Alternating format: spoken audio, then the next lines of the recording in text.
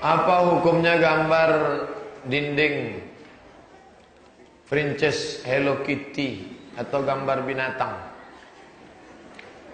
Buatlah gambar Hello Kitty pakai jilbab, princessnya pakai jilbab mukena panjang. Hello Kitty syariah. Menggambar itu boleh. Dalilnya apa? Karena yang haram itu 3 dimensi. Kalau disenter dia berbayang, tak boleh. Adapun gambar anak-anak, illa raqman fi thawbin, kecuali tulisan di atas kain, itu jelas-jelas dikatakan boleh gambar. Di patung, dipahat, dibentuk, diukir, dicetak, di matanya, di telinganya, di hidungnya, itu yang tak boleh. Adapun gambar di dinding, hanya saja jangan yang mengumbar aurat. Itu gambar-gambar patung-patung Barbie yang dari barat itu tak bagus. Kalau ada di rumahnya punya Barbie, jangan dibakar, jangan dibuang. Pulang dari sini bawa Barbie itu ke tempat tukang jahit, buatkan Barbie pakai baju kurung. Itu Melayu. Yang di rumahnya ada gambar Wonder Woman, Spiderman, Batman, buatkan pakai songket deh. Di mana bumi dipijak, di situ langit dijunjung. Takkan Melayu hilang di bumi. Apa hukum masang foto keluarga di ruang tamu? Foto tidak patung. Tapi tengok dulu posenya. Kalau foto zaman dulu belum berjilbab, jangan dipasang di situ. Banyak juga perempuan-perempuan yang sudah pakai hijab, tapi tetap dia uploadkan gambar dia tak berhijab di FB. Tak ada gunanya. Karena dia menampakkan auratnya. Itu hanya boleh ditengok oleh suami, oleh anak. Jangan dijadikan milik orang banyak. Ketika Anda mengupload gambar Anda di internet, maka dia sudah menjadi milik bersama, milik orang banyak. Nanti kalau menikah bagaimana? Bagaimana menyikapi adat istiadat jika ada orang meninggal? Kita melaksanakan doa 3740. Namun saat ditegur malah bilang mereka emangnya yang meninggal itu kucing. Jadi apa yang harus kami lakukan Pak Ustadz? Kalau ada orang meninggal dunia, dianjurkan bersedekah makanan 7-40 hari. Begitu pendapat Imam Atha dari kalangan tabi'in. Buka buku saya 37 masalah populer. Itu bukan hadis Nabi, bukan sahabat Nabi, tapi dari kalangan tabi'in. Maka dalam fadail amal bersedekah boleh mengamalkan hadis dhaif. Begitu kata Imam Ibnu Hajar Al-Haythami. Tapi jangan gara-gara gitu ngutang. Ngutang bubur kacang hijau. Orang miskin susah, ngutang-ngutang untuk ngasih sedekah. Tak betul. Tapi kalau ada anaknya yang kaya, dia bagi makanan, boleh. Bagaimana cara menyikapi dosen yang melarang bercadar? Beliau juga sering menyampaikan suatu hal bertentangan dengan Islam. Lapor ke rektor, wakil rektor, dekan, ketua jurusan. Saya pernah jadi LPM, Lembaga Penjaminan Mutu. Ketuanya Dr. Masyhuri, sekretaris saya. Datang mahasiswi bercadar. Ustaz, kami dilarang dosen, katanya harus buka cadar. Saya rekom kamu melapor ke rektor. Dia lapor. Menang dia. Sampai sekarang bercadar. Itu hak human right mahasiswi mau bercadar. Tak boleh dia ganggu-ganggu. Kenapa dosen itu latah mengejek orang bercadar? Orang celana sempit dia diam. Itu menunjukkan isi otaknya setan. Bagaimana cara menyikapi? Bolehkah saat sujud terakhir dalam sholat kita berdoa dalam bahasa Indonesia? Boleh. Tapi jangan dilafazkan di mulut. Karena dilafazkan di mulut batal. Amak den batal sholat. Dalam hati sendiri. Bagaimana hukumnya pengurus masjid yang makan uang infak masjid, yang mesti minta izin kepada seluruh umat Islam yang bersedekah di situ? Kalau tidak, dia mesti cari nanti di padang mahsyar. Berkumpul semua umat manusia, Adam, Idris, Nuh, Salih, Ilyas, Zakaria, Musa, Yahya, Isa, Daud, Sulaiman. Carilah itu nanti. Tak akan ditebus sampai dia meminta maaf, membayar semua, baru dia masuk ke dalam surga. Bagaimana sikap kami sebagai jamaah menanggapi serta apa yang harus lapor ke polisi? Ini kantor Polda dekat. Lapor, buat BAP, lapor cepat-cepat, secepatnya. Lebih cepat lebih baik. Saya tertarik dengan ilmu tasawuf, tapi ada yang bilang tasawuf itu sesat. Apa iya Pak Ustaz? Saya maulah belajar tasawuf sama Pak Ustaz. Saya mata kuliah yang saya pelajari di kampus hadis. Mata nama Abdul Somad, mata kuliah keahlian hadis. Yang ngajar tasawuf Ustaz Yang ngajar tasawuf itu Ustadz Iskandar Arnel, S2 dari McGill University, S3 dari Malaysia. Itu ngajar mata kuliah tasawuf. Dia ada buka kajian tasawuf Ibnu Arabi dan Al-Ghazali. Belajar sama dia. Datang ke UIN, Fakultas Usuluddin, jumpai Ustadz Iskandar Arnel mengkaji masalah tasawuf. Menyikapi tasawuf, umat Islam terbagi dua. Ekstrim kiri menolak tasawuf sama sekali. Apa itu tasawuf? Sesat aja itu. Yang ini pula terlalu mendukung tasawuf. Siapa yang tak bertasawuf, maka dia tak masuk surga. Maka saya pilih jalan tengah. Tasawuf itu adalah mengkaji masalah hati, yang mengotori hati, hasad, riya, sum'ah, takabur. Lalu setelah hati bersih, diisilah hati itu dengan ridha, qanaah, tawakal, zikir, barulah dia sampai kepada Allah Subhanahu wa taala. Hati adalah cermin. Maka kalau hati itu bening, kita bisa melihat apa yang ingin ditampakkan Allah, cahaya. Oleh sebab itu membersihkannya dengan ilmu tazkiyatun nafs, mensucikan hati, tasawuf. Tasawuf diambil dari kata safa.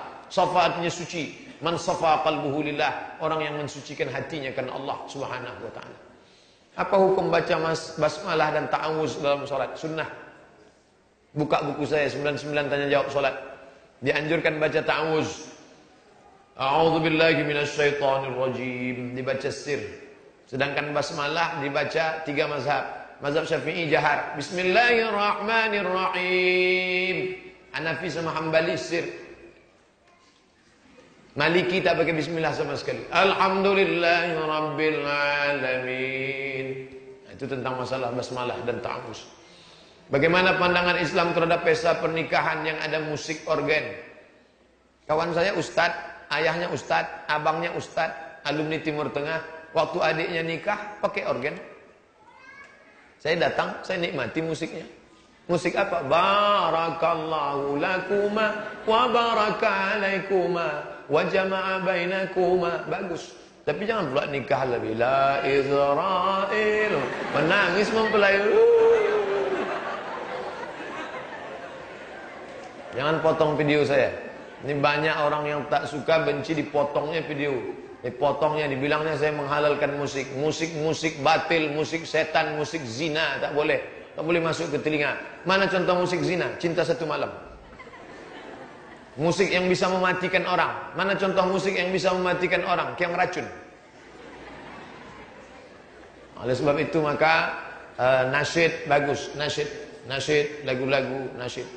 Bagaimana penjelasan Ustaz mengenai organisasi Ikhwanul Muslimin? Kenapa kok ada sekarang dibilang sesat? Yang bilang ikhwan sesat itu siapa? Siapa yang bilang ikhwan sesat? Ikhwan Muslimin didirikan oleh Imam Syahid Hasan Al-Banna. Hasan Al-Banna seorang guru kaligrafi di Mesir, lalu kemudian dia mendirikan organisasi ini ingin supaya berpolitik secara Islam. Akhirnya Ikhwan Muslimin menjadi partai dan dia besar sekali. Lalu rezim yang berkuasa di Mesir benci, maka kemudian partai ini dihabisi. Imam Syahid Hasan Al-Banna meninggal ditembak. Lalu kemudian dan pejuang kita, saya upload itu 17 Agustus yang lalu di FB, foto-foto Hasan Al-Banna bersama Muhammad Nasir, bersama Syahrir. Pejuang-pejuang kita datang ke Mesir mengucapkan terima kasih atas motivasi yang diberikan oleh Hasan Al-Banna atas perjuangan kemerdekaan Republik Indonesia. Kapan ikhwan dipojokkan? Ceritanya begini. Ini Kuwait, ini Irak, ini Saudi Arabia. Saudi Arabia, Kuwait, Irak. Saudi Arabia, Kuwait, Irak. Saddam Hussein mulai mencaplok Kuwait. Kalau Kuwait berhasil, Saudi Arabia akan dia caplok. Maka Raja Saudi Arabia sudah mulai uring-uringan. Gimana nih? Saddam Hussein sudah ngambil Kuwait nih. Tak lama lagi dia akan sampai ke Saudi Arabia. Akhirnya Raja Fahad minta bantuan Amerika. Ketika Raja Fahad minta bantuan Amerika, orang-orang Ikhwanul Muslimin yang ada di Saudi Arabia menolak. Tidak setuju, karena minta bantuan orang kafir untuk menghabisi orang Islam. Disitulah pecah dua. Maka kelompok yang pro kepada Ikhwan, ini dihabisi. Ain Al-Qarni. Berapa lama Ain Al-Qarni masuk penjara? Di dalam penjara dalam keadaan tertindas, ditulisnya lah buku La Tahzan, Don't Be Sad. Sedih betul dia masuk penjara. Arifi berapa kali di penjara karena menyindir. Salman Audah di penjara. Kelompok ini. Ini dituduh hizbi, dituduh sururi karena ikut Muhammad Surur, karena dia ikut hizbi, ikut Ikhwanul Muslimin. Yang ini, kelompok yang ini dianggap menjadi benteng. Tak boleh mencela penguasa, tak boleh. Ini yang sedang berkonfrontir antara kelompok yang pro kepada keputusan raja dengan yang menolak keputusan raja. Itu berawal tahun 90-an ketika ekspansi Saddam Hussein ke Kuwait yang akan mengambil Saudi 90, 2000, 2017, 27 tahun yang lalu. Ustaz, apa hukumnya kalau sedang makan lalu berkumandang azan? Lanjutkan makan. Kan masih lama lagi itu, masih sholat qobliyah lagi. Lanjut makan. Tapi yang paling bagus sebelum makan itu tengoklah jam dulu. Udah tahu dekat makan. Jam berapa nih? Orang Islam harus punya kalender setahun. Sehingga dia tahu ini bulan April jam berapa sekarang. Zuhur jam berapa? 12.20. Sekarang udah jam berapa? Jam 12.15. Jangan pesan makan, sholat dulu. Selesai itu baru makan. Udah jelas-jelas jam 12. Masuk ke rumah makan. Begitu azan berkumandang, Allahu Akbar, Allahu Akbar. Gimana friend? Lebih baik kita makan ingat sholat daripada sholat ingat makan. Itu kan mengadang-adang. Tengoklah jam baik-baik. Bagaimana cara berjihad memperbaiki diri dengan menghindari sifat riya? Tarkul amal li ajli nas riya. Engkau tak jadi beramal karena takut dipuji orang, riya. Masuk ke masjid mutmainnah, kawan-kawan sedang ngumpul keliling. Tahiyatul masjid enggak ya? Tahiyatul masjid enggak ya? Nanti dipujinya. Enggak jadilah. Riya. Sengaja tahiyatul masjid. Allahu Akbar. Waladdallin amin. Ar-Rahman. Dibuat panjang-panjang. Biar supaya dipuji orang. Intip-intip. Syirik. Beramal karena ingin dipuji orang. Syirik. Tak jadi beramal karena takut dipuji orang. Riya. Tarkul amal li ajlin nas, riya. Wal amal li ajlihim syirik. Ungkapan Imam Fudail bin Iyad. Jadi kalau begitu bagaimana? Masuk ke dalam masjid, niat karena Allah, laksanakan. Jangan buat-buat, jangan lebay, jangan lebih-lebihkan. Laksanakan sebagaimana apa adanya. Aku berada di hadapanmu ya Allah, bukan dalam pujian manusia. Kamu kenapa tak pernah ke masjid? Saya sebetulnya mau ke masjid Pak Ustaz. Kenapa tak ke masjid? Takut saya riya. Masalah orang mau puji itu cakap dia. Kita tetap puasa sunat, tetap baca Quran, tetap istiqomah. Masalah orang mau ngomong apa? Wa in tuti aktsara man fil ardi yudilluka an sabilillah. Kalau kau ikut orang kebanyakan, mereka hanya akan menyesatkanmu dari jalan Allah Subhanahu wa taala. Karena dalam mengajak kawan kadang timbul perasaan takut dianggap riya. Tak perlu. Kalau takut dianggap riya nanti tak akan ngajak kawan. Ajak dia solat berjamaah, ajak dia solat, buatkan video-video pendek. Hai sahabat-sahabatku, marilah kita bertobat, tak lama lagi kiamat akan tiba. Semoga Ustaz selalu dalam lindungan Allah. Amin. Ya Rabbal Alamin. Jika kita sakit, kita boleh berobat ke dokter. Namun kenapa tak boleh ke dukun? Iya juga ya. Ke dokter boleh. Ke dukun kenapa tak boleh? Dokter mengasih resep. Resep itu diteliti, ternyata ada korelasi antara resep dengan penyakit. Kalau penyakitnya ini, obatnya ini, ada korelasi. Sedangkan dukun tak ada korelasi. Ada orang sakit, dikasihnya batu ponari, sehat. Ada orang sakit, dipukul-pukulnya, sehat. Itulah yang tak ada korelasi, itulah yang membuat dia syirik. Kenapa? Karena rata-rata dukun itu pakai jin. Tapi Pak Ustadz, dukun-dukun itu kan punya ramuan. Itu namanya bukan dukun. Yang punya ramuan itu bukan dukun. Itu namanya herbalis. Kalau Anda sakit, sakitnya apa? Gatal-gatal. Ini ada. Ditumbuknya belerang, dicampurnya dengan kelapa, nanti dimasak, dimakan pakai nasi. Itu boleh. Tapi dia dukun. Itu dia tidak dukun. Dia herbalis. Dukun itu yang pakai jin. Pakai celana jin maksudnya Pak Ustadz? Bukan. Pakai jin dia, ada jinnya, ada hantunya. Dan tak ada hubungan korelasi sama sekali. Main pukul-pukul pakai tongkat, pakai ini. Tak ada hubungan sama sekali secara medis, secara sains. Nah, itu dukun. Bukankah kita sama-sama minta tolong? Betul. Sama dokter minta tolongnya murni, logis. Sama dukun minta tolongnya, dia minta tolong lagi sama siapa? Sama setan. Buka surat Al-Jin. Buka surat Al-Jin, juz 29. Fariqum minal insi, ada sekelompok manusia ya'udzuna birijalin minal jinni, minta perlindungan jin. Fazaduhum murhaqa, mereka semakin durhaka, makin jauh dari Allah Subhanahu wa taala. Apa hukum bekerja di kantor pajak? Hadis yang melarang tentang pajak, itu kronologis ceritanya adalah dua kerajaan zaman dulu, Romawi dan Persia.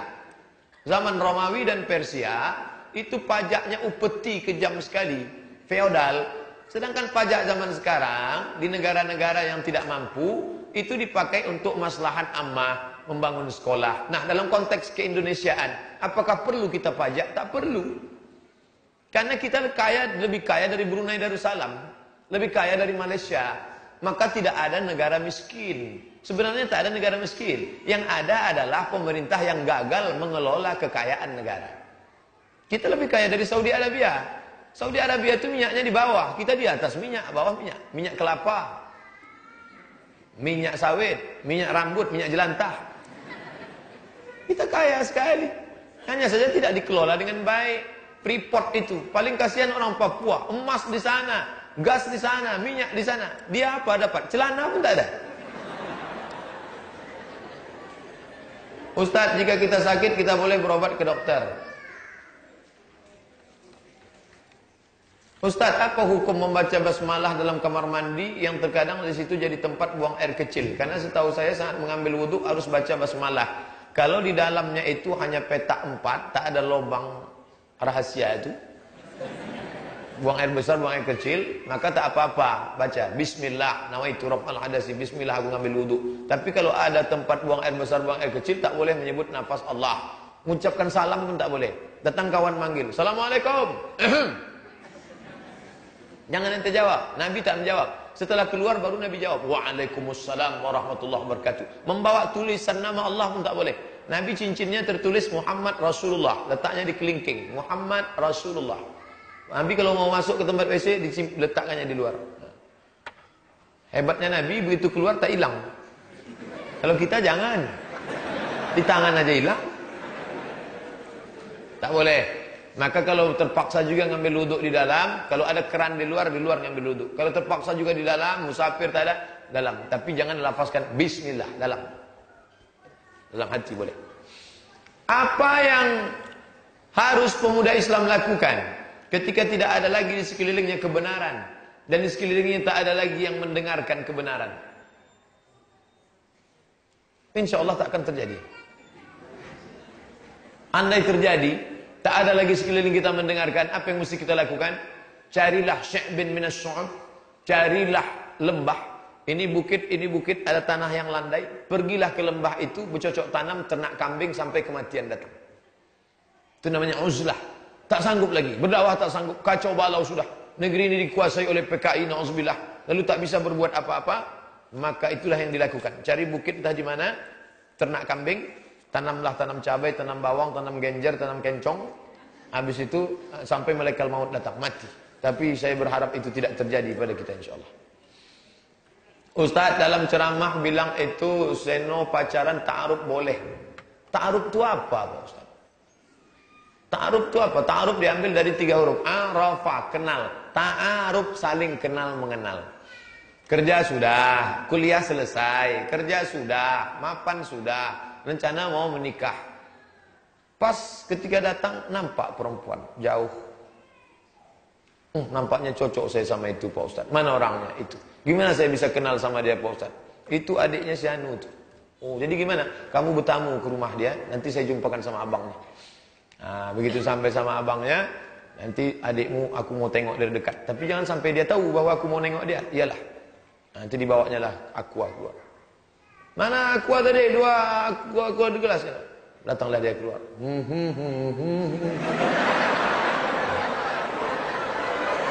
Datanglah dia bawa aqua. Setelah kau tengok, nampak, kalau dengan melihat itu membuat memotivasi engkau untuk menikahinya, katakanlah, setelah melihatnya, akhirnya aku berpikir, jadi gimana? Tak jadilah. Dari jauh aja rupanya cantik. Jadi tak ada yang tersinggung. Dia pun tak, tapi coba kalau dia tahu, besok aku mau nengok, tahu dia, mungkin sejak itu pindah dia ke Jakarta langsung. Tak sanggup dia hidup lagi di situ. Setelah cocok ta'aruf, kenal baik, jilbabnya panjang, orangnya ramah, tak macam-macam, tak minta apa-apa. Apa yang kau inginkan dariku Adinda? Aku hanya ingin engkau menjadi imamku dunia dan akhirat. Masya Allah. So sweet. Tapi jarang-jarang yang lebih. Nah, setelah ta'aruf langsung khitbah, langsung. Tadi ada pengumuman ceramah pengajian judulnya rukun nikah. Nah, cuman yang jadi masalah, biasanya kalau dibuat pengajian begini, yang banyak ikut yang udah nikah. Ustaz, apakah ada perbedaan buku sifat solat Nabi karya Albani dengan Syekh As-Saqaf? Ada, sangat. Miliki dua-duanya.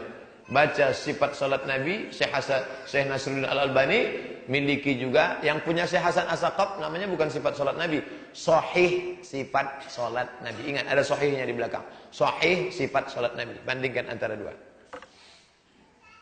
Bagaimana orang menyikapi orang tua yang merasa aneh atau kurang menerima kalau anaknya sudah mengarah ke hal yang positif? Anaknya jilbab panjang dia tak suka.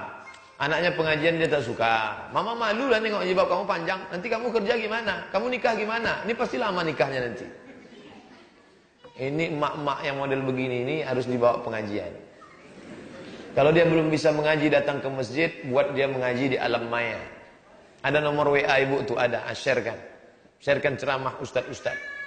Kira-kira dia masuk suara yang lembut apa yang keras? Yang lembut, Dr. Mustafa Umar. Pakailah jilbab. Ini dari Allah Subhanahu wa taala. Menyelamatkan kita. Mana yang contoh dia? Jilbab adalah wajib, sama-sama sholat. Kalau tidak, neraka jahanam tempatnya. Nah, juga suruh dia dengar dua-dua. Tak juga dia takut. Udahlah, sabar aja lah, tunggu dia mati. Apa betul Pak Ustadz, Nabi Muhammad tak pernah mendoakan kedua orang tuanya? Ceritanya bukan begitu. Aku minta izin kepada Allah supaya aku berziarah ke makam ibuku. Maka Allah mengizinkan aku. Lalu Nabi pun datang. Aku mohon izin supaya mendoakan. Maka aku tidak diizinkan mendoakan. Lalu orang mengambil kesimpulan, karena tidak diizinkan mendoakan berarti kafir. Itu yang menjadi masalah. Maka ayat lebih kuat mengatakan, wa ma kunna mu'azzibina hatta nab'atsa rasula. Kami tidak akan mengazab sebelum kami mengutus rasul. Ayah dan ibu Nabi itu sebelum rasul apa sesudah rasul? Sebelum. Maka mereka itu ahlul fatrah. Begitu kata Syekh Muhammad Al-Ghazali, begitu kata Syekh Asy-Shinqiti. Maka mereka itu adalah ahlul fatrah. Ditambah lagi hadis Nabi yang mengatakan, aku ini berasal dari tulang sulbi rahim suci, suci, suci, suci. Muhammad, anak Abdullah, anak Abdul Muttalib, anak Hashim, anak Abi Manaf, anak Qusay, keturunan Lu'ay Fihir, cucu cicit Adnan, cucu cicit Ismail, anak kandung Ibrahim alaihissalam. Suci, suci, suci, suci. Buka buku 37 masalah populer. Sudah saya bahas judul masalah orang tua Nabi apakah di neraka atau tidak. Tolong jelaskan tentang ahlul fatrah. Udah saya sebut tadi. Ajaran Nabi Isa sudah hancur. 324 hancur ajaran Nabi Isa. Gara-gara voting oleh Konstantinopel. Kata Kaisar Konstantin, Yesus itu anak Tuhan. 3 dalam 1, 1 dalam 3. Akhirnya menang yang mengatakan itu. Hancur ajaran Nabi Isa 324, 325. Di konsili Nisea. Pertemuan ulama-ulama Kristen, nama tempatnya Nisea, Turki sekarang. Ajaran Nabi Muhammad belum datang. Ajaran lama sudah hancur, ajaran baru belum datang. Mereka ini ahlul fatrah. Allah berfirman dalam Quran, "Wa ma kunna mu'azzibina," kami tidak mengazab hatta nab'atsa rasula, sampai kami mengutus rasul. Saat salat maghrib, kapankah makmum membaca Al-Fatihah? 3 mazhab.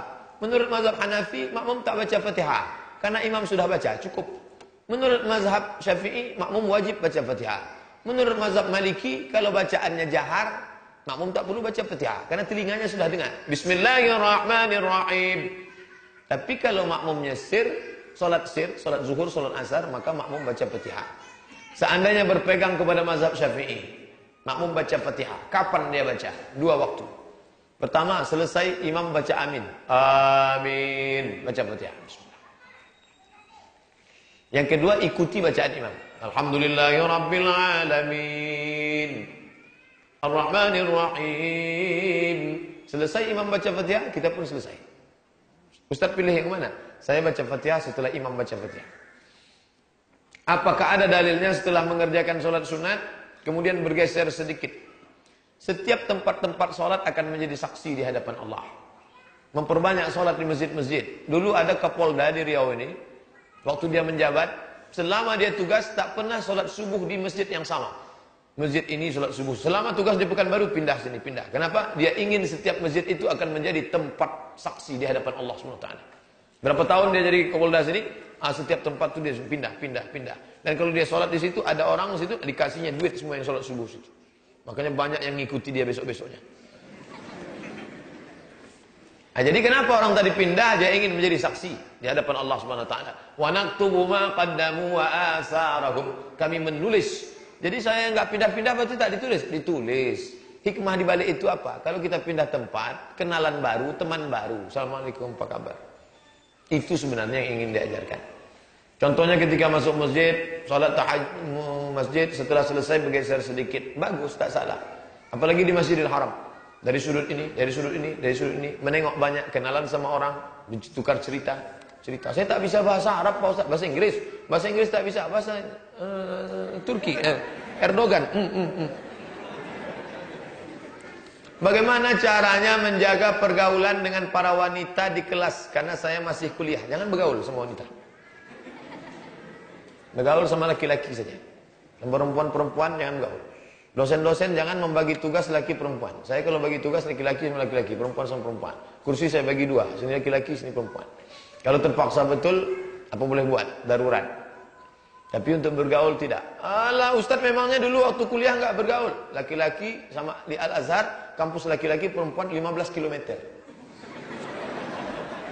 Sama anak-anak Indonesia Ustadz tak bergaul. Waktu saya kuliah, mahasiswa Indonesia 2.400 orang. Laki-laki 2.100, perempuan 300. Saya tak dapatan. Makanya saya selamat dari pergaulan. Jangan dengan alasan-alasan la talbisul haqqa bil batil, campur aduk antara hak dan batil. Ustaz, bolehkah saya membangunkan teman sekelas saya untuk ngajak tahajud? Bagaimana ingin menyampaikan ilmu yang kita dapat dalam kajian ke orang tua agar dia tak tersinggung? Karena kadang bertentangan dengan kebiasaan sehari-hari. Kenapa kebenaran mesti sampai dari mulut kita? Kenapa kebenaran mesti sampai dari mulut Abdul Somad? Ustaz Somad, ada Ustaz datang dari Jakarta, dia menyampaikan begini-begini. Bagus, kebenaran tak mesti sampai dari mulut kita. Kebenaran dari kita disampaikan dengan mulut Ustaz, mulut orang tua, nenek mama. Kita tahu orang tua kita itu tak pernah melihat kita besar. Orang tua tidak pernah melihat anak itu dewasa. Berapapun umur kalian, di depan mata orang tua, kalian adalah anak kecil yang baru pandai berjalan. Maka ketika kalian ceramah, dia tidak simpati. Dia lucu nengok anak kecil ceramah. Anak kecil udah pandai ceramah. Sampaikanlah kebenaran lewat mulut siapa? Kakaknya, makciknya, nenek mamaknya, tokoh masyarakatnya, tokoh adatnya. Biarlah kata itu sampai dari mulut mereka. Apa isi pesan substansi yang mau disampaikan? Berkerudunglah. Lihat nenek mama. Nenek mama itu siapa dia? Dialah nenek mama awak yang didulukan selangkah, ditinggikan seranting, batangnya tampek basanda, daunnya tampek dakanya tampek baselo. Dialah macam. Dia pun pakai patah petitih 2 jam selesai. Intinya satu aja, berkerudunglah. Bagaimana menyuruh adik perempuan dan ibu saya berhijab? Udah sampai udah, itu ujung-ujungnya. Bagaimana hukumnya jika kita tahu kredit rumah, motor, mobil itu hampir riba, tapi tetap kita lakukan kredit itu dengan dalih kebutuhan mendesak hingga lunas? Bukankah itu kita memaksakan diri? Apakah barang yang kita beli itu riba selamanya? www.google.com, tulis di situ SOMADMOROCCO spasi kredit. Somad Morocco kredit. SOMADMOROCCO, Somad Morocco spasi kredit. Nanti dapat tulisan uang dengan uang riba, uang dengan barang tidak riba. Mengapa Imam Syafi'i marah bila mencari kebenaran Islam melalui filsafat? Filsafat yang mana? Filsafat Yunani yang masuk waktu itu ada filsafat wujudiyah. Yang benar itu mesti ada tampak dengan mata. Maka yang tidak tampak dengan mata berarti tidak benar, tidak Tuhan. Maka Tuhan tidak ada, malaikat tidak ada, kiraman katibin tak ada, surga tak ada, neraka tak ada, azab kubur tak ada. Itu yang dia benci. Adapun cara berpikir mengajak orang masuk Islam, Wasil bin Atta yang katanya Mu'tazilah dalam satu debat pernah mengislamkan 60.000 orang. Hebat. Jadi belajar filsafat yang mana? Filsafat cara berpikir yang benar. Adapun filsafat ateis, filsafat yang mengatakan Tuhan sudah mati, itu batil, haram. Makanya kita disuruh baca, Iqra, baca. Apa yang dibaca? Baca buku filsafat, baca buku pemikiran. Tapi jangan lupa ada kerangkanya. Bismi rabbikal ladzi khalaq. Atas nama Allah. Bertentangan dengan Quran, dengan sunnah. Buang jauh-jauh. Bagaimana sikap kami pengurus masjid? Ada jamaah tabligh mau istirahat, mau iktikaf. Kalau menolak berdosa tidak. Kalau menerima, karena dari dulu yang kami baca jamaah ini termasuk firqah sesat. Pertama, di mana letaknya sesat jamaah tabligh? Jamaah tabligh ini sesat karena berjubah, Nabi pakai jubah. Jamaah tabligh ini sesat karena berjenggot, Nabi berjenggot. Jamaah tabligh ini sesat karena bersorban, Nabi bersorban. Di mana letak sesatnya? Oleh sebab itu jangan mudah menyesatkan orang lain. Sesat menyesatkan itu ada kaedahnya. Ada 10 kaedah dari Majelis Ulama Indonesia. Kalau kena dia salah satu baru dikatakan sesat. Sudah kita kaji di Masjid Al-Kautsar hari Ahad yang lalu. Ada videonya. 10 kriteria MUI tentang sesat. Lalu kemudian kalau jamaah mau datang mengiktikaf di masjid, pengurus harus musyawarah. Nanti dibolehkan dengan catatan. Jangan menggantung-gantung pakaian. Jangan tidur telungkup air liur tumpah di sajadah. Jangan bagi catatan. Adapun tidak sama sekali tak bijaksana. Ini dakwah, mengajak orang ke jalan Allah. Banyak yang ustaz tak bisa. Ustaz Somad ceramahnya kan di masjid. Yang ngajak ke pintu-pintu itu siapa? Yang berani ngetok pintu? Untuk pintu rumah-rumah polisi siapa yang berani? Pak, ayo sholat Pak. Jangan ajak saya, pergi sana. Besok datang dia lagi. Pak, sholat Pak. Ente tak takut sama saya. Besok datang lama-lama muak bapak tu. Iyalah, ayolah ke masjid. Zaman sekarang banyak anak muda yang rambutnya model-model. Ada hadis melarang qaza'. Tolong jelaskan Pak Ustaz. Qaza' itu tak habis potongnya. Potong sini, tinggalkan sini. Macam ayam kalkun. Potong tipis sini, potong sini, dicaku. Kalau dulu di kampung saya namanya rambut cakuk-cakuk. Siksa. Dulu itu orang begitu. Dulu kalau ada begitu orang malu keluar. Memang dunia ini sudah mau kiamat. Oleh sebab itu anak-anak muda tak boleh ini. Nabi melarang. Maka yang dilarang Nabi itu hukumnya haram. Alaikum bisunnati, ikutilah sunnahku. Kata Nabi kalau mau cukur, cukur semua. Kalau mau pendek, pendek semua. Kalau mau gundul habis, gundulkan semua. Jangan buat begitu. Karena ini ciptaan Allah yang baik. Siapa yang membisikkan itu? Setan. La ughwiyannahum, aku akan sesatkan mereka. Wala udillannahum, aku sesatkan mereka. Wala umanniyannahum, aku buat dia berangan-angan, berhalusinasi. Aku yang paling ganteng, aku yang paling hebat, aku yang paling keren, aku yang paling, aku paling. Dia merasa aku. Orang lain nengok dia.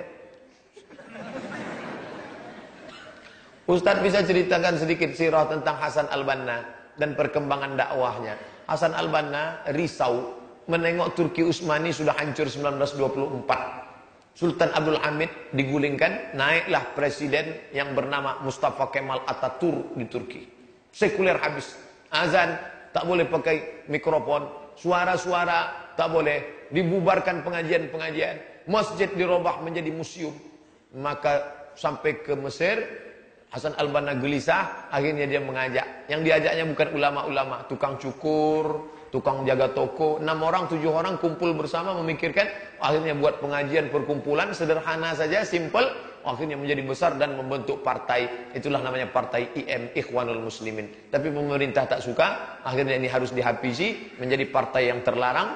Lalu kemudian rezim Gamal Abdul Nasir 1966 menggantung Sayyid Qutb. Sayyid Qutb digantung 1966 gara-gara dituduh subversif mau mengganti negara menjadi negara Islam. Ustaz, bagaimana caranya agar Hasan Al-Banna meninggal syahid? Maka dia disebut Al-Imam Asy-Syahid Hasan Al-Banna. Bagaimana caranya agar tidak gugup atau grogi ketika berbicara di depan umum? Apakah ada sarana di dalam Islam untuk bisa lancar tidak gugup bicara depan umum?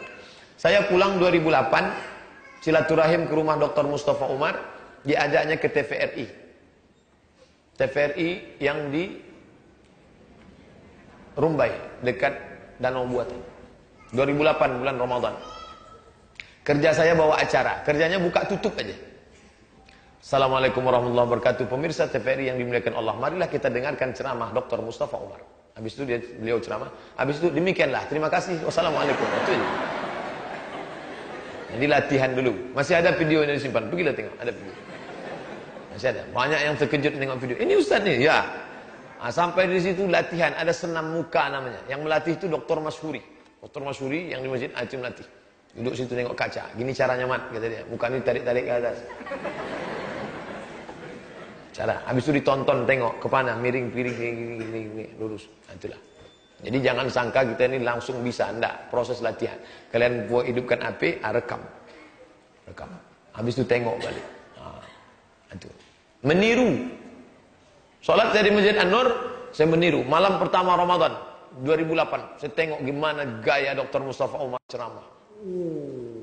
Suara tak perlu terlalu tinggi, tenang saja, dan macam berdialog dengan jamaah. Apakah ini bisa, hai jamaah? Tidak, kata jemaah. Bagaimana, katanya. Begitu cara. Besok saya buat. Pas saya ceramah, saya pun buatlah. Mungkinkah, wahai jamaah? Tertidur semua mereka. Ini gaya ini tak bisa saya tiru. Tak bisa. Jadi meniru itu salah satu cara. Tapi pada akhirnya kita akan menemukan jati diri kita sendiri. Apa hukumnya bekerja di bea cukai dan kantor pajak? Hadis tentang pajak dan cukai itu dulu pada zaman Romawi dan Persia, karena pada zaman itu cukai dan pajak itu memang untuk kekuasaan raja, untuk berpoya-poya. Adapun ketika dipakaikan untuk maslahat umum, untuk bangun jembatan, untuk bangun rumah, untuk buat jalan, memang dipakai untuk maslahat umum, maka dibolehkan. Bukan kata saya itu. Itu fatwa ulama Saudi Arabia. Ketika heboh masalah cukai, saya ketik hukumut doribah. Doribah artinya pajak cukai. Enter. Oh begitu kata para ulama Saudi Arabia. Kalau untuk maslahat ammah. Nah, negara kita ini kira-kira pajak kita ini untuk maslahat ammah atau untuk pribadi? Pikirkanlah baik-baik. Bagaimana cara meyakinkan orang tua agar paham dan mau menikahkan anaknya lebih cepat sesuai sunnah? Ngomonglah sama dia. Ajak orang yang ngomongnya didengarnya. Kita tahu dia ngajinya sama siapa. Orang tua ini ngajinya dengan Ustadz Mas Riyadi Hasan. Bawa Ustadz Mas Riyadi. Ustadz besok bertamu ke rumah kami. Ya. Ada acara makan siang Ustadz. Ya. Tapi gini Ustadz, no freelance. Tak ada makan siang yang gratis. Jadi apa? Tolong Ustadz bicara tentang masalah nikah, pernikahan dini, menyelamatkan dari zina. Ustadz Mas Riyadi pun masuklah. Judul kajian kita adalah pernikahan dini menyelamatkan dari zina. Kalau kebetulan dekat masjid situ, itu sampai. Itu cara. Ngaji tak orang tuanya? Ngaji. Kalau ngaji enak, cari siapa ustadznya. Dia tak ngaji Pak Ustadz. Jadi gimana? Preman. Oh payah tuh. Ustadz, anak mau tanya tapi maaf tak sesuai dengan tema. Bagaimana cara kita menyikapi ketika kita sudah berhukum dengan sudah berhijrah dengan memanjangkan jilbab, namun seringkali anak dibilang fanatik kayak teroris. Anjing menggonggong kapilah berlari. Yang laki-laki ke masjid, datang orang ngomong, mau kemana? Ke masjid ya? Titip salam sama Tuhannya. Anjing menggonggong kapilah berlalu. Sudah diladen.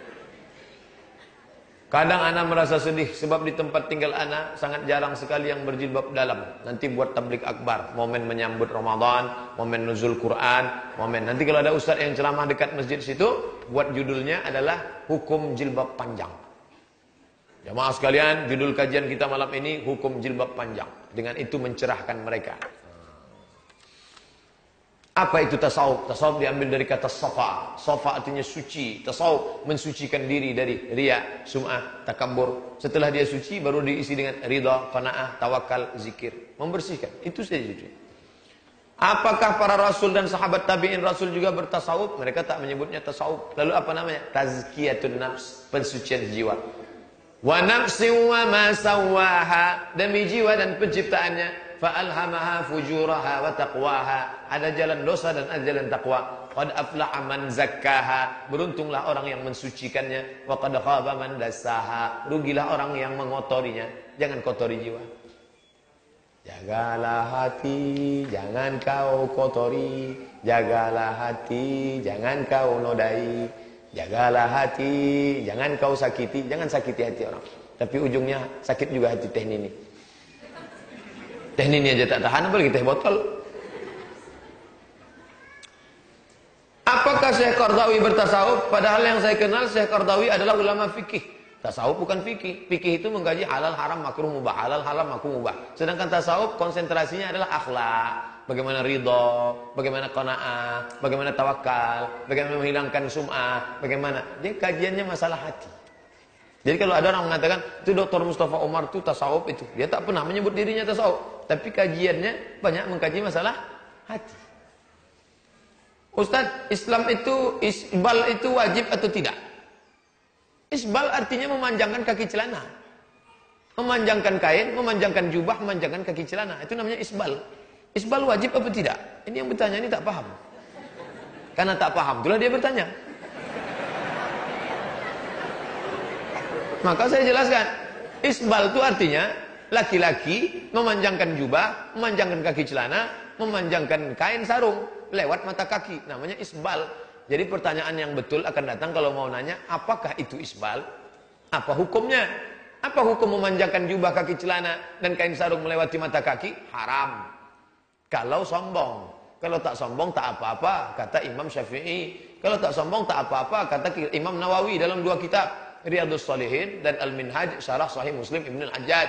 Kata Syekh Yusuf Qardawi tak apa-apa dalam kitab Kaifa Nata'amal Ma'as Sunnah. Kata Syekh Atiyah Sokor tak apa-apa dalam kitab Fatwa Al-Azhar. Kata Imam Syaukani tak apa-apa dalam kitab Nailul Autar. Kata Imam San'ani tak apa-apa dalam Subulus Salam. Kalau tak sombong. Kalau sombong haram. Kenapa hubungannya dengan sombong? Karena dulu Raja Romawi, Raja Persia, bajunya jubah sutra, panjang ke belakang. Semakin panjang semakin sombong. Kalau dia jalan, tengok tuh panjang belakang. Macam burung merak. Pak Ustaz, kalau habis waktu saya tolong kasih tahu. Ustaz, waktu habis, kasih surat tilang. Pak Ustaz, saya mau tanya bagaimana Pak Ustaz, saya bekerja menggunakan hijab tanpa syar'i, tapi di luar jam kerja saya menggunakan hijab syar'i. Hijab tanpa syar'i itu bisa dibayangkan dua kemungkinan. Pertama, hijab yang dipakai perempuan-perempuan di hotel atau di mana yang pakai ini tapi ujung rambutnya nampak. Ada sedikit, itu tak syar'i. Atau dia hanya setengah saja. Ada yang modelnya di atas, dililitkan di leher. Namanya jilbab sakratul maut. Ada yang sampai segini. Aslinya jilbab itu adalah menutupi ujung rambut sampai ke ujung kaki.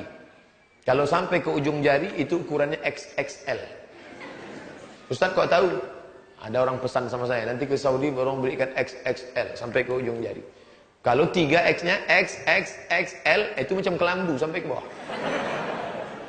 Maka yang syar'i adalah menutup. Kalau diginikannya tangan, tertutup ujung tangannya. Kalau masih tampak tangan tak bisa.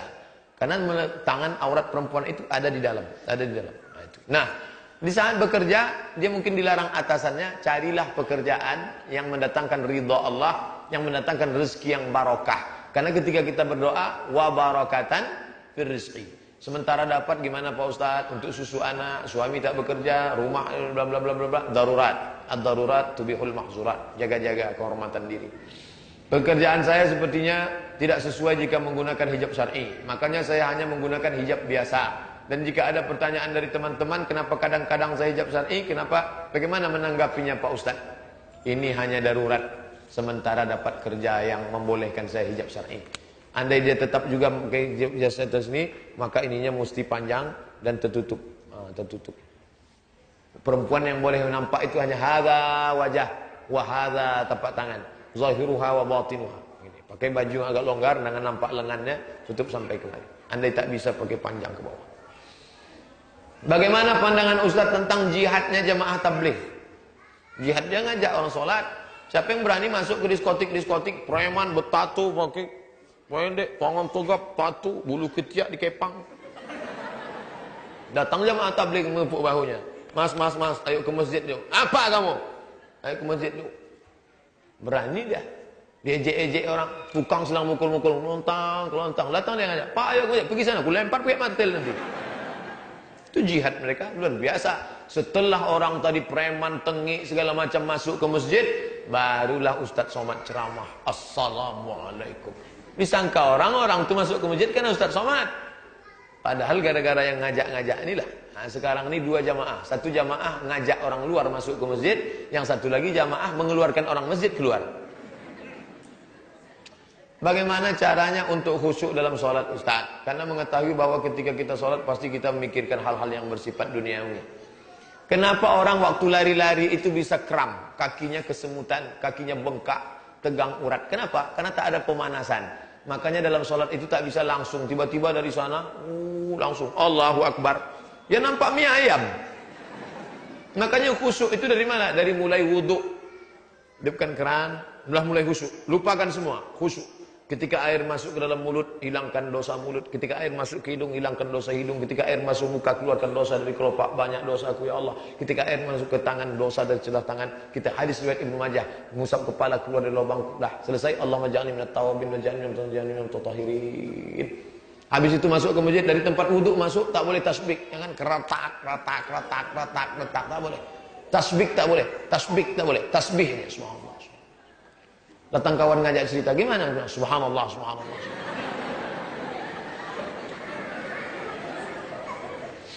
Dah, sambut seruan azan. Allahu Akbar, Allahu Akbar.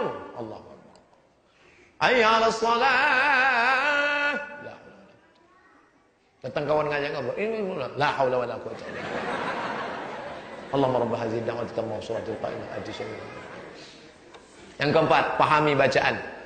Pahami bacaan yang kita baca. Saya tak menyuruh menghafal terjemah. Pahami baca. Inna salati wa nusuki wa mahyaya wa mamati la syarika lah wa bidzalika. Inna salati, my praying, wa mahyaya, my life, wa mamati, my die, lillahi ta'ala, for you, oh my God. Bukan diterjemahkan begitu, dipahami maknanya dengan baik. Dah, yang kelima, connect antara mulut dengan hati. Ini hati, ini mulut. Ini mulut, ini hati. Connect, ini hati. Sebelah kiri, ini hati. Jantung. Ini mulut, connect deh. Mulut berkata, hati mengingat. Begitu agak-agak jauh dia connectkan lagi. Agak-agak jauh connectkan lagi. Jangan sampai keluar tulisan kabel unplug. Macam meniti pematang di tengah sawah. Ini sawah ada tanah licin. Jatuh naik lagi. Jangan sampai jatuh lari sempat pulang nanggung ikan. Berikan petunjuk atas pemahaman, tak perlu mentaati pemerintah yang sudah zalim. Saya tak lagi bayar pajak karena pemerintah membuat kepada warga Indonesia membuat banyak hutang dari komunis. Bapak ini tak mau bayar pajak lagi karena Indonesia dianggap sudah zalim, menjalin hubungan dengan komunis, membawa Cina segala macam. Maka ini ati'ullah, ta'ala kepada Allah, wa ati'ur rasul, ta'ala kepada rasul, wa ulil amri minkum, ta'ala kepada ulil amri. Baca ayat sebelumnya. Innallaha ya'murukum an tu'addul amanat. Allah menyuruh kamu pemimpin yang amanah. Wa idza hakamtum bainan nasi an tahkumu bil adli, amanah dan adil. Kalau dia pemimpin amanah dan adil, patuhilah dia. Kalau dia tidak amanah dan tidak adil, maka la sam'a wa la ta'ah, tidak ada kepatuhan. Tapi jangan gara-gara ini nanti bapak ditangkap karena tak bayar pajak, saya dijadikan alasan. Apa saja kiat-kiat agar pribadi ini menjadi muslim yang taat kepada perintah Allah dan perintah Rasulullah sallallahu alaihi wasallam. Ikut pengajian, paksakan diri, ikut pengajian. Kajian Dr. Musawa Omar, datang. Kajian Ustaz Masri Hadi Hasan, datang. Kajian Ustaz Samsudin Muir, datang. Kajian Ustaz Saidul Amin, datang. Dengan datang itu, telinga masuk pengajian, mata masuk, itu menjaga kita. Bersama dengan komunitas, karena komunitas lingkungan. Anda adalah apa yang Anda dengar, apa yang Anda baca. Yang didengar, yang dibaca masuk ke hati, itu yang dipikirkan. Maka usahakanlah mendengar ayat Allah, melihat kalimah Allah, memikirkan, dan bersama dengan sahabat sekeliling. Setelah itu baru doa istiqomah. Allahumma khtim lana bihusnil khatimah wa la takhtim alaina bisu'il khatimah. Mengusir, apa hukumnya mengusir orang yang ingin beriktikaf dalam masjid? Wa man azlamu mimman mana'a masajidallah. Tidak ada perbuatan yang lebih zalim daripada orang yang melarang untuk memakmurkan rumah Allah. Ada orang mau memakmurkan rumah Allah, kita usir. Itulah perbuatan yang paling zalim. Ini kertas dari orang tasawuf. Ingin menguji Ustaz. Awak cuba Ustaz, telah putih tidak makrifat. Ini sumbangan 5.000 perak. Entah untuk apa pula. Untuk masjid. Ustaz, azan 15.26. Ceramah 10 menit lagi. 10 menit lagi. Yang mau dihabiskan ini. Ini kalau film bisa dipercepat.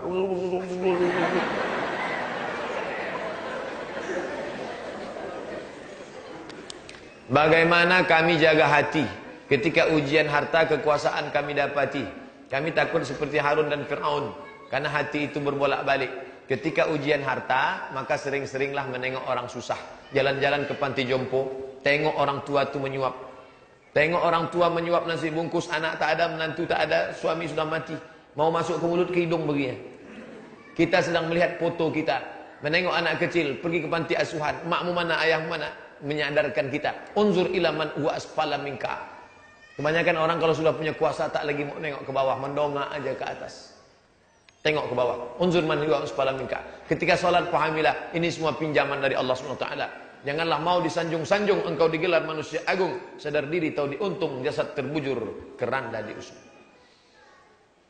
Apa hukumnya istri panggil papa sama suami? Suami panggil mamah sama istri. Saya tak menyuruh istri saya panggil papa, istri saya manggil abang. Karena tak boleh manggil papa, manggil mama, maka saya suruh dia manggil abang. Manggil abang. Akhirnya anak saya pun manggil abang. Merah muka saya waktu di masjid. Waktu di masjid Jalan Jenderal tuh, datang anak saya lari. Abang, abang kan. Disitulah baru saya paham. Kalau ada istri manggil papa, sesungguhnya dia mau mengatakan, oh papa anakku. Itu maksud dia. Oh papa anakku. Cuman disingkatnya papa. Karena kan dia cerdas. Takkan bini itu tak tahu mana ayah dia, mana ayah anaknya. Itu sebenarnya. Nah, tapi saya sudah terlanjur dia manggil abang. Gimana? Apa hukumnya kita menerima beasiswa dari bank konvensional? Haram. Ustadz kan bilang haram karena tak dapat. Pokoknya haram. La'anallahu akilar riba. Allah melaknat yang makan riba. Wa mukilahu, yang memberikan makan, yang diberi makan. Yang memakan, yang memberi makan. Wa katibahu, penulis, pegawai administrasinya. Wa syahidahi, kedua orang saksi. Saksi-saksi kena juga. Semua kena. Tadi kami ke masjid Abu Darda, bahwa menggulingkan pemerintah tidak boleh. Karena pada zaman dulu tak ada penggulingan pemerintah seperti zaman Nabi, dan menuliskan pemerintah. Kalau mau melaga pendapat Abu Darda, jangan dengan Abdul Somad. Abu Darda ini kan salafi, maka komplain dengan yang salafi juga. Jangan ke Abdul Somad, tak nyambung. Lalu tengok video siapa? Tengok video Umar Ja'far Thalib. Ustaz Umar Ja'far Thalib itu salafi. Dari mana? Jogja. Kirim WA ke saya, nanti saya kirimkan videonya. Umar Ja'far Thalib.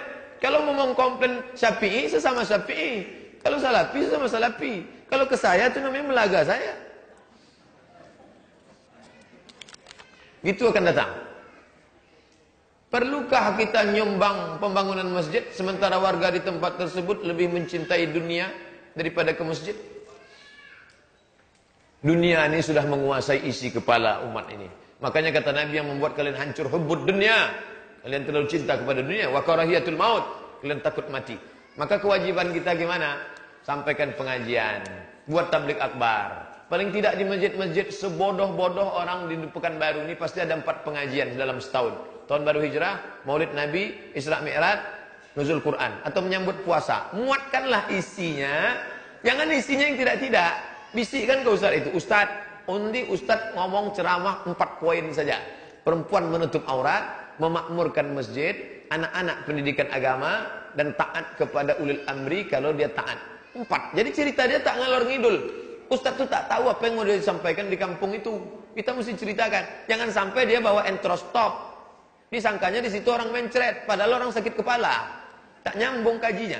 Tapi kalau saya diundang di kampung, saya tanya, apa masalah yang paling urgen di kampung ini?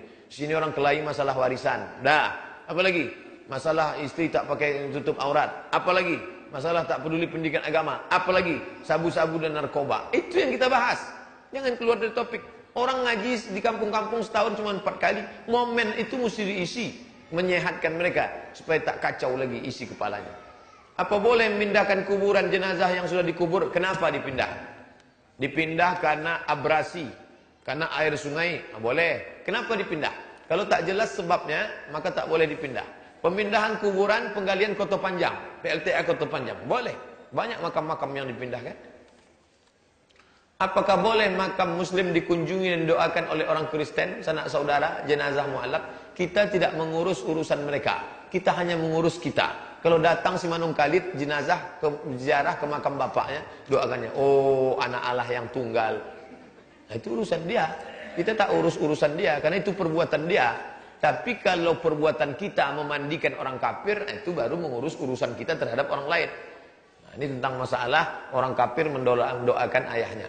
Bagaimana sikap kita terhadap keluarga dari jenazah yang bukan muslim? Kita hanya datang, tetangga, sahabat, kerabat, saya ikut berduka cita, pulang. Misalnya jangan ikut, ritualnya jangan ikut. Karena kalau sudah terkait ritual, wala ana abidu ma'abattum wala antum abiduna ma'abud lakum dinukum waliyadin. Jangan ikut-ikutan ritual agama mereka, haram. Bagaimana hukum anak yang belum balik diikut sertakan kurban oleh orang tuanya? Boleh apa tak boleh? Boleh. Termasuk apa namanya? Hadiah. Termasuk pendidikan anak itu. Tapi hukum kurban aslinya adalah bagi yang mampu. Siapa yang mampu? Sama macam haji. Haji itu man istata'a ilaihi sabila. Tapi kalau ada anak kelas 2 SMP, SMA mau dibawa haji oleh orang tuanya, boleh. Hukumnya mubah. Tapi dia belum wajib. Begitu juga dengan kurban. Kurban itu kalau dia mampu. Tapi kalau ada datuknya mau berkurban untuk dia, ini cucuku 2 juta, pergi beli kambing. Tujuan si datuk untuk apa? Mendidik. Nanti anak itu ingat setelah dewasa. Ingat dia. Aku dulu berkurban pertama kali waktu SMP kelas 1. Belum lagi mampu. Datuk yang ngasih hadiah. Bagus. Daripada dibelikan HP dia. Asik main HP. Bila seorang ibu melihara anak yatim. Anak tersebut dapat bantuan santunan. Uang tersebut diambil ibunda untuk dipergunakan bayar atau kehidupan. Boleh apa tak boleh? Fa'in kana